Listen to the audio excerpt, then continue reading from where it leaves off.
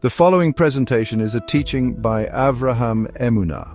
In this teaching, I'm going to use the story of the binding of Isaac by Abraham as a sacrifice from Genesis chapter 22 to show the fundamental difference between the religion of Judaism and Christianity. The Akedah, or the binding of Isaac, is one of the most dramatic and spiritually charged episodes in the entire Torah.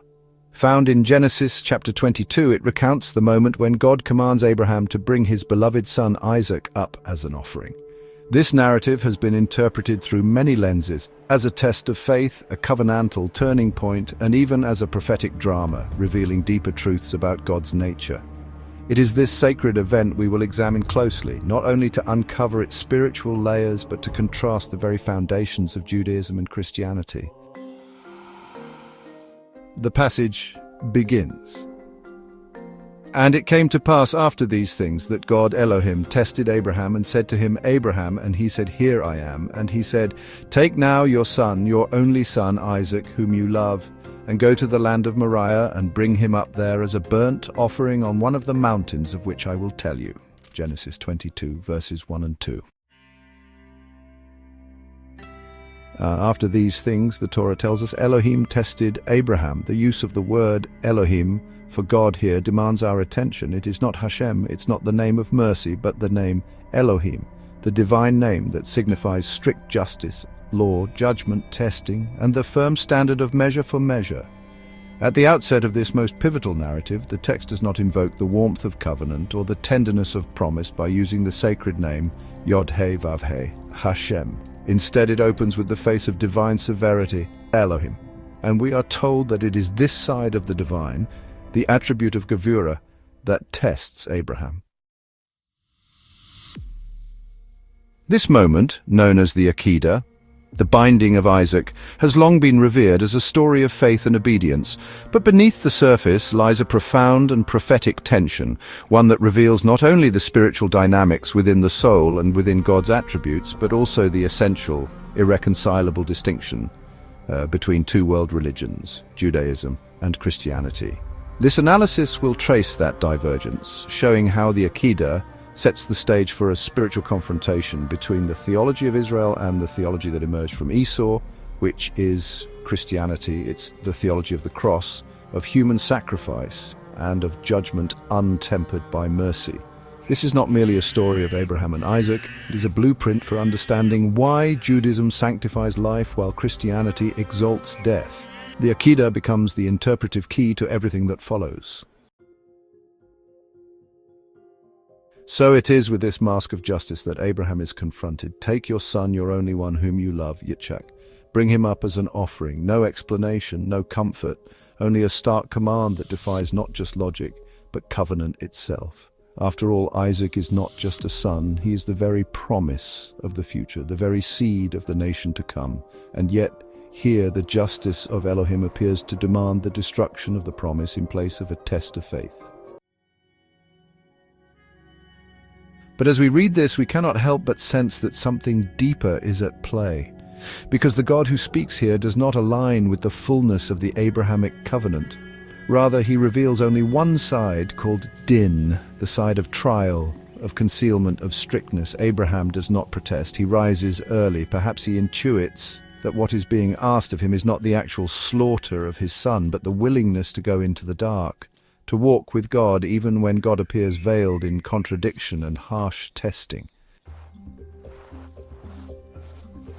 And so the journey begins.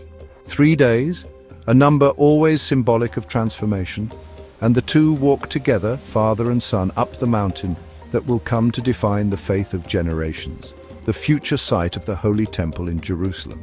And just at the brink of the irreversible, with the knife poised to slaughter, the hand raised, a voice breaks through, but it is not Elohim who speaks. It is not the voice of strict judgment that interrupts the act of sacrifice. It is the angel of Hashem. The divine name Yod-Heh-Vav-Heh shouts out. Suddenly mercy pierces through judgment. The name of compassion returns to the scene.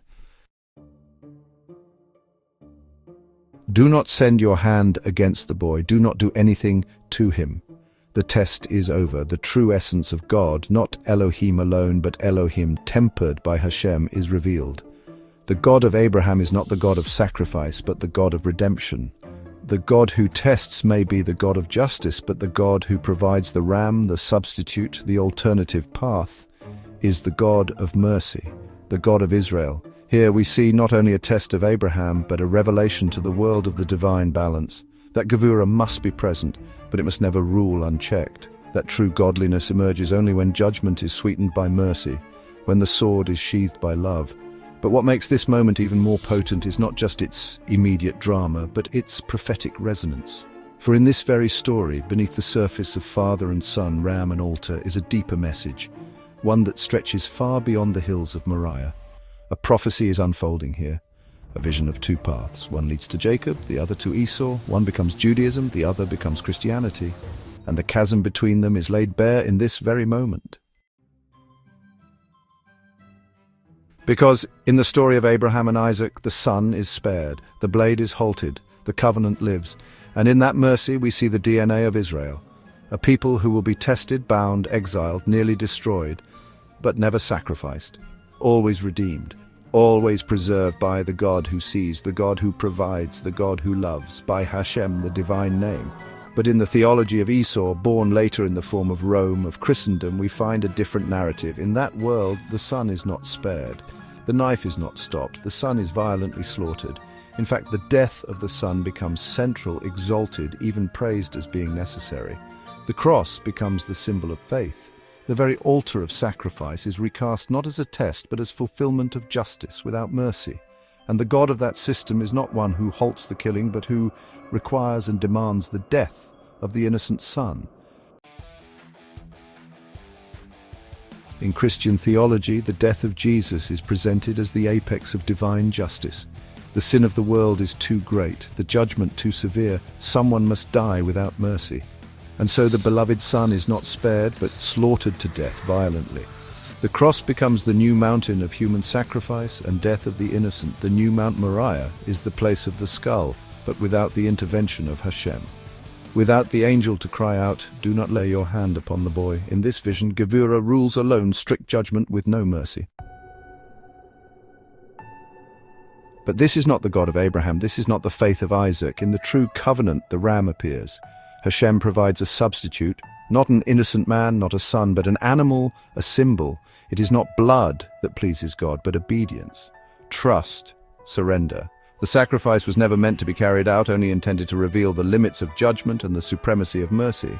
And so the Akedah becomes a mirror to the world, a prophecy of two religions, one that follows in the footsteps of Abraham and is spared by the God of Hashem, the other that follows the path of Esau and embraces a God who demands blood and death of the innocent for the sake of justice. The God of Israel is not a God of death, but of life, not a God who rejoices in crucifixion, but in covenant, not a God who abandons his children on the altar, but who intervenes to save them.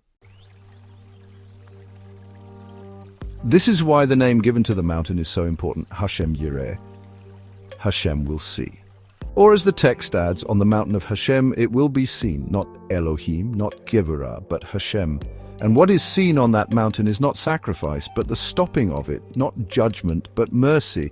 This is the true revelation of the God of Abraham, of Hashem.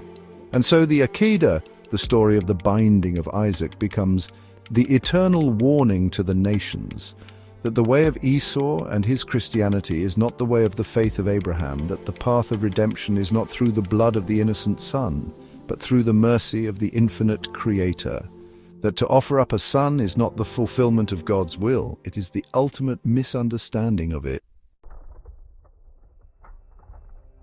For Israel lives, Isaac walks down the mountain, and the God who is truly one, Hashem Echad, the God of both justice and compassion, of both law and love, makes himself known not in the raising of the knife to slaughter, but in the lowering of it to spare life and embrace mercy. This is the inheritance of Jacob, this is the legacy of Abraham, and this is the eternal distinction between the covenant of Israel and the Christian theologies that emerged in its shadow. Where others glorify the death of the Son, Torah sanctifies the life that is spared. Where others find atonement in crucifixion, we find holiness in sparing the Son.